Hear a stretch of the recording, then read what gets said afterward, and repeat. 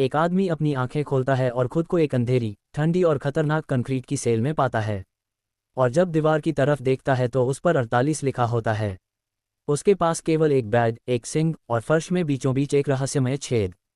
यह कोई आम जेल नहीं है, यह है वर्टिकल सेल्फ मैनेजमेंट सेंटर। ऐसे ही सैकड़ों फ्लो ऊपर नीचे है। हर फ्लो पर 2 कैदी है जिन्हें मैनेजमेंट की तरफ से नकली नाम दिए जाते हैं। हर दिन खाना उसी छेद से एक प्लेटफॉर्म पर नीचे भेजा जाता है और तुम्हारे पास सिर्फ 2 मिनट होते हैं खाने के लिए। जितना खा सकते हो खा लेना उससे पहले कि वह अगले फ्लो पर चला जाए। जितना नीचे जाओगे उतनी कम चांस है कि तुम्हें कुछ खाने को मिले। हर महीने के आखिर में कैदियों को बेहोश करके अलग अलग फ्लो पर भेज दिया जाता है। जब गोरेन पहली बार प्लेटफॉर्म देखता है तो वह खाने से मना कर देता है क्योंकि उसे भूख नहीं होती और वो चाहता है कि नीचे वालों के लिए खाना बचा रहे। अब खाने के बाद त्रिमागासी प्लेटफॉर्म पर थूक देता है क्योंकि ऊपर वाले शायद उसके साथ यही करते होंगे। गोरिंग बाद के लिए एक सेब रखने की कोशिश करता है, लेकिन प्लेटफॉर्म जाते ही सेल अचानक गर्म होने लगती है। यहाँ पता चलता है कि खाना जमा करना मना है और अगर उसने वो सेब नहीं फेंका तो दोनों जिंदा जल जाएंगे। ये देखकर गोरिंग को वो इंटरव्यू याद आता है जिसमें उसने एक पेपर साइन किया था कि तय समय पूरा होने तक वो यहाँ से निकल नहीं सकता। हर कैदी अपने साथ एक चीज़ ला सकता था और गोरिंग एक किताब लेकर आया था। गोरिंग यहाँ अपनी मर्जी से आया था। उसे 6 महीने बाद एक डिप्लोमा मिलेगा। अब अगले दिन जब प्लेटफॉर्म आता है तो गोरिंग फिर खाने से मना कर देता है और त्रिमागासी सोचता है कि 48 जैसा अच्छा फ्लो इस बंदे पर बर्बाद हो रहा है। गोरिंग उससे उसकी कहानी पूछता है और त्रिमागासी बताता है कि यह सब एक टीवी एड से शुरू हुआ था। उसने टीवी पर देखी एक चाकू खरीदी थी, लेकिन कुछ दिनों बाद एक नया ऐड आया जिसमें उससे भी बेहतर चाकू दिखाया गया। इस बात ने उसे इतना गुस्सा दिलाया कि उसने टीवी उठाकर खिड़की से बाहर फेंक दिया और नीचे जा रहा एक आदमी के ऊपर जाकर गिरा। त्रिमागासी को साइकिट्रिक हॉस्पिटल या इस होल दोनों में से एक चुनने का ऑप्शन मिला था और वो यहाँ आ गया।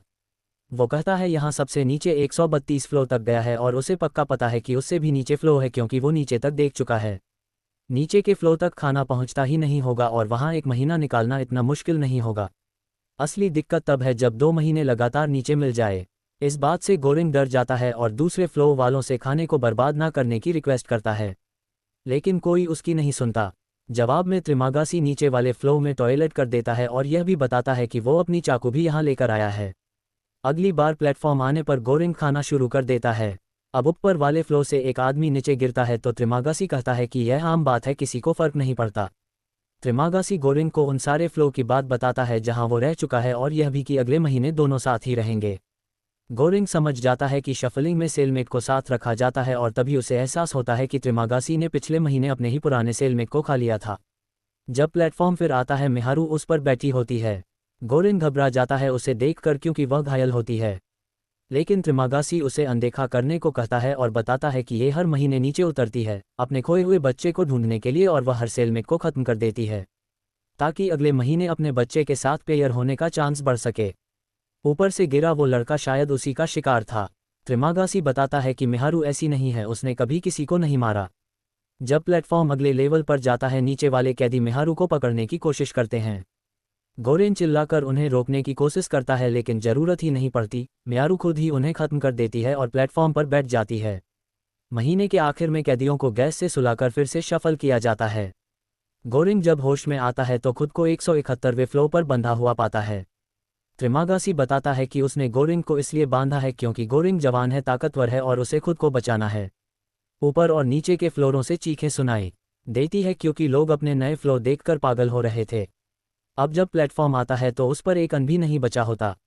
अब 8 दिन बाद त्रिमागासी कहता है अब मेरे खाने का टाइम आ गया है। गोरिंग की बातों को अनसुना करते हुए वो अपना चाकू निकालता है और गोरिंग की जांघ से मांस काट लेता है, लेकिन जैसे ही वह खाने वाला होता है प्लेटफॉर्म वापस आता है और उस पर मिहारू बैठी होती है। मिहारू को याद है कि गोरेन ने उसकी कितनी फिक्र की थी। वो कूदकर त्रिमागासी पर हमला कर देती है और उसी की चाकू उससे छीनकर वो गोरेन को खोल देती है और चाकू उसके हाथ में दे देती है और कहती है खत्म करो इसको। अब गोरेन बेहोश हो जाता है और होश में आता है तो खुद को बिस्तर पर पाता है। उसकी चोट पर मिहारू ने बेडशीट फाड़ कर बांध दी थी और वह खुद त्रिमागासी का मांस खा रही थी। वो थोड़ा मांस गोरेन को भी देती है। गोरेन मना करता है मगर खा लेता है और मिहारू उसे पानी भी पिलाती है, फिर बिना कुछ कहे प्लेटफॉर्म पर चढ़कर चली जाती है। दिन बीतते हैं और त्रिमागासी की लाश सड़ने लगती है। अब वो धीरे धीरे पागल होने लगता है और उसे त्रिमागासी का भूत दिखता है जो उसे जज कर रहा होता है जब वह उसे खा रहा होता है। महीने के आखिर में सेल में गैस भर जाती है और गोरिंग सपने में एक औरत के साथ होता है। मेहारू चुपचाप उसे देखती रहती है। जब गोरिंग को होश आता है तो कोई उसे चाट रहा होता है और वो एक कुत्ता होता है तो गोरिंग दंग रह जाता है। उसकी नई सेलमेट वही इंटरव्यू लेने वाली औरत इमोगिरी है। वो अपने साथ कुत्ता लाई थी और अब दोनों लेवल 33 पर होते हैं। गोरिंग को इंटरव्यू का दिन याद आता है और वो डरावनी रुकावटें जो इमोगिरी हर सवाल के बीच करती थी। वर्तमान में इमोगिरी समझाती है कि वह भी गोरिंग की तरह वॉलंटियर बनकर आई थी और उसे यह नहीं पता था कि यहाँ लोग मरते हैं। उसकी जानकारी के अनुसार सिर्फ 200 फ्लो है। अब गोरिंग कहता है कि इतने लोगों के लिए खाना ही कम पड़ जाता है तो इमोगिरी जवाब देती है, अगर हर कोई ज़रूरत भर खाए तो खाना काफ़ी है। गोरिंग को ये बात बेवकूफ़ी लगती है, लेकिन इमोगिरी आश्वस्त है और कंपनी की पॉलिसी अंडर 16 को यहाँ आने नहीं देती। जब प्लेटफॉर्म खाना लाता है तो इमोगिरी सिर्फ उतना ही खाती है जितना उसे चाहिए।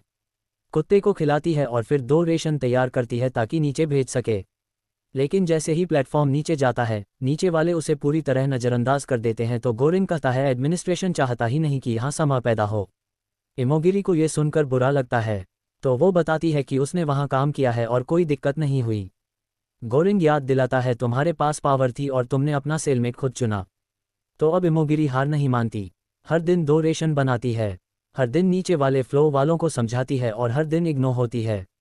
2 हफ्ते बाद गोरिंग तंग आ जाता है और वो नीचे चिल्लाता है कि अगर तुमने बात नहीं मानी तो मैं हर दिन इस खाने पर पॉटी कर दूंगा, फिर खाना चाहे जैसे खाओ। ये धमकी काम कर जाती है। नीचे वाले रेशन पास करने लगते हैं। कुछ समय बाद प्लेटफॉर्म नीचे आता है तो उस पर बेहोश मेहारू पड़ी होती है।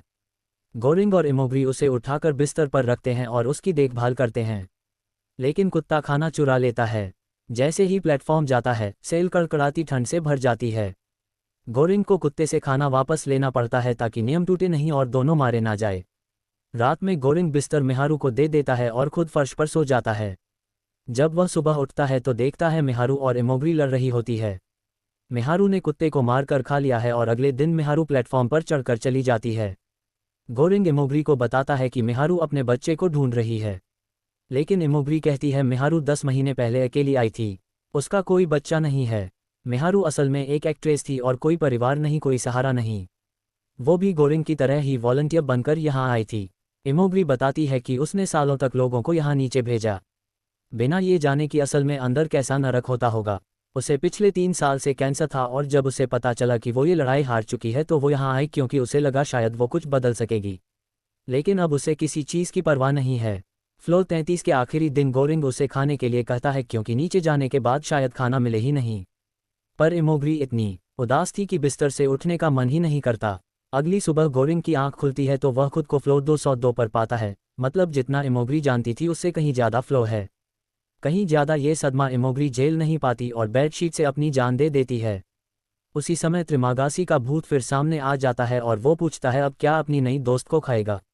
इस बार उसके साथ इमोगिरी और उसका कुत्ता भी होता है। अब सब जोर डालते हैं कि गोरेन को उसकी लाश खानी चाहिए। गोरेन खुद को कंट्रोल करने की कोशिश करता है। वह अपने पेट को चकमा देने के लिए अपनी किताब के पेज खाता है और एक प्लेट का टुकड़ा लेकर दीवार पर दिन गिनना शुरू करता है, लेकिन आखिरकार भूख जीत ही जाती है। आखिरकार गोरिंग इमोगिरी का मांस खाना शुरू करता है और त्रिमागासी का भूत उसे सिखाता है कि कहाँ काटना है। काफ़ी समय बाद अगली शफल के साथ गोरिंग को नई सेल मिलती है। इस बार वो फ्लो 6 पर होता है। अब उसे दूसरे बिस्तर पर मेहारू दिखती है जो चाकू लेकर उसकी तरफ बढ़ती है, लेकिन ये सिर्फ उसका एक सपना होता है। असल में उसका नया सेलमेट है भारत, जो अपने साथ एक रस्सी लेके आया था। भारत जोश में होता है क्योंकि उसे लगता है कि वह अब ऊपर तक चढ़ सकता है। अब वो फ्लो 5 वालों से रस्सी पकड़ने की मदद मांगता है। ऊपर बैठे कपल पहले उसे चिढ़ाते हैं लेकिन फिर रस्सी पकड़ लेते हैं। भारत ऊपर चढ़ने लगता है तो लेकिन तभी ऊपर वाली औरत अपनी पेंट नीचे करके उसके चेहरे पर पॉटी कर देती है। शौक और घिन से भारत रस्सी छोड़ देता है, लेकिन शुक्र होता है कि गोरिंग उसे पकड़ लेता है, लेकिन रस्सी नीचे गिरकर खो जाती है। जब प्लेटफॉर्म आता है तो ऊपर वाले फ्लो पर बैठे लोग रोमांस कर रहे होते हैं और दोनों को उनकी आवाज़ें सुनते हुए खाना पड़ता है। समय बीतता है तो गोरिंग को त्रिमागासी और इमोगिरी के भ्रम फिर दिखने लगते हैं। त्रिमागासी कहता है तू बहुत अच्छा कर रहा है, बस 1 महीना और। इमोगिरी याद दिलाती है परिवर्तन कभी अपने आप नहीं आता। ये बात गोरिंग के दिमाग में एक आइडिया जगाती है। वो भारत से कहता है कि उन्हें मिलकर कुछ करना होगा। हथियार जैसा जो भी मिले लेकर प्लेटफॉर्म पर कूदना होगा और लोगों को मजबूर करना होगा कि वह खाना बराबर बांटे ताकि हर फ्लो तक खाना पहुंचे। गोरिंग को फ्लो 202 देखकर अंदाजा लगता है कि शायद पूरे 250 फ्लो है और यह मिशन संभव है। भारत तैयार हो जाता है। दोनों बिस्तर तोड़कर मेटल के टुकड़े से हथियार बना लेते हैं, फिर प्लेटफॉर्म पर कूदकर फ्लो 7 पहुंचते हैं। गोरिंग भारत से कहता है, ऊपर वालों को कुछ मत देना, उन्होंने कल खाया है, कल फिर खाएंगे। हमें खाना देना चाहिए लेवल 50 के बाद, क्योंकि वहीं से लोगों की असली भूख शुरू होती है। भारत पहले झिझकता है क्योंकि ऊपर वाले उसके दोस्त थे जिन्होंने उसे कभी ऊपर चढ़ने में मदद की थी। लेकिन जैसे ही एक बूढ़ा आदमी गुस्से से उनकी तरफ झपटता है तो भारत को गोरिंग की बात समझ आ जाती है। फिर वह उसका साथ देकर सबको दूर भगाने लगता है। कुछ फ्लो नीचे उतरने के बाद भारत की नज़र एक बुजुर्ग शख्स पर पड़ती है जिसका नाम ब्रह्मबैंग था और भारत उसका बहुत सम्मान करता है। ब्रह्मबैंग उनकी कोशिश की तारीफ करता है, लेकिन ये भी बताता है कि एडमिनिस्ट्रेशन को कोई फर्क नहीं पड़ेगा। उनके पास दिल ही नहीं है, पर शायद फ्लो जीरो पर बैठे असली वकर्स नोटिस करें, इसलिए उन्हें एक प्रतीक, एक सिंबल चाहिए। भारत और गोरिंग एक केक चुनते हैं क्योंकि यह एक बहुत अच्छी डिश है और अगर यह नीचे तक बिल्कुल सही पहुंची तो बड़ी छाप छोड़ेगी। मिशन जारी रहता है जैसे वह नीचे उतरते जाते हैं, केक को बचाते हुए और लोगों को धमकाकर दूर रखते हुए। फ्लो 50 पर पहुंचकर भारत और गोरिंग खाने के छोटे हिस्से बांटना शुरू करते हैं और लोग बहुत आभारी होते हैं। लेवल 97 पर उन्हें एक बीमार बूढ़ा आदमी और एक मानसिक रूप से कमजोर लड़का मिलता है। गोरिंग बूढ़े को थोड़ा सूप खिलाने की कोशिश करता है, लेकिन लड़का कहता है कि ये करने की जरूरत नहीं क्योंकि वह बाद में आदमी को मारकर उसी को खा लेगा। अगले फ्लो पर सिर्फ एक शरीर पड़ा होता है और गोरिंग समझता है कि यही जगह है जहां मिहारू उठी थी। प्लेटफॉर्म यहां पर नहीं रुकता क्योंकि यहां कोई जिंदा नहीं है, मतलब गोरिंग की गिनती गलत थी और यहां 250 से ज़्यादा लेवल है। अगले फ्लो पर उन्हें 2 आदमी मिहारू पर हमला करते मिलते हैं। एक के पास तलवार होती है और दूसरा भारी भरकम होता है। इसलिए जब गोरिंग और भारत लड़की की मदद के लिए कूदते हैं तो खुद को बचाना बेहद मुश्किल हो जाता है। भारत पहले अपने वाले को काबू कर लेता है और फिर गोरिंग की मदद करता है बड़े आदमी को गिराने में, लेकिन तब तक मिहारू मर चुकी होती है। गोरिंग उसे शॉक देना चाहता है, लेकिन बारात उसे खींचकर वापस प्लेटफॉर्म पर ले आता है, इससे पहले कि वो उन्हें छोड़कर नीचे चला जाए। दोनों नीचे जाते रहते हैं और जिन कैदियों को देखते हैं उन्हें खाना देते हैं। हालांकि कई मंजिलों पर सिर्फ शरीर पड़े होते हैं। आखिरकार प्लेटफॉर्म फ्लो 333 पर रुकता है, जो शायद आखिरी लेवल लगता है। पहले उन्हें जगह खाली लगती है, लेकिन बिस्तर के नीचे कोई छिपा होता है। वो माली है जो गायब बच्ची थी। भारत और गोरिंग बच्चे के पास जाते हैं और जैसे ही वह प्लेटफॉर्म से उतरते हैं वह फिर नीचे जाने लगता है। गोरिंग भारत से कहता है कि केक को नीचे फेंक दे, लेकिन भारत मना कर देता है। उनकी हैरानी के लिए कमरा उन्हें सजा देने के लिए गर्म या ठंडा नहीं होता और काफ़ी देर सोचने के बाद केक माली को दे देता है। तीनों उसी फ्लो पर रुकते हैं और गोरिंग को त्रिमागासी, इमोगिरी और अब मिहारू भी परेशान करते रहते हैं। अचानक भारत भी इन सायों में दिखने लगता है और गोरिंग से कहता है कि लड़की ही असली संदेश है, और जब गोरिंग जागता है तो देखता है कि भारत अपनी चोटों की वजह से मर गया है। अगली बार जब प्लेटफॉर्म आता है गोरिंग माली को साथ लेकर उस पर चढ़ता है और वो उन्हें फ्लो जीरो में ले जाता है जो पूरी तरह अंधेरा और खाली था। अब यहाँ त्रिमागासी दिखाई देता है और गोरिंग से कहता है कि वो प्लेटफॉर्म से उतर जाए क्योंकि वो संदेश का हिस्सा नहीं है, और दोनों देखते हैं कि प्लेटफॉर्म माली को लेकर ऊपर जा रहा होता है। इसी के साथ ये फिल्म यहाँ खत्म हो जाती है। इसका दूसरा पार्ट देखने के लिए सब्सक्राइब करें इस चैनल को।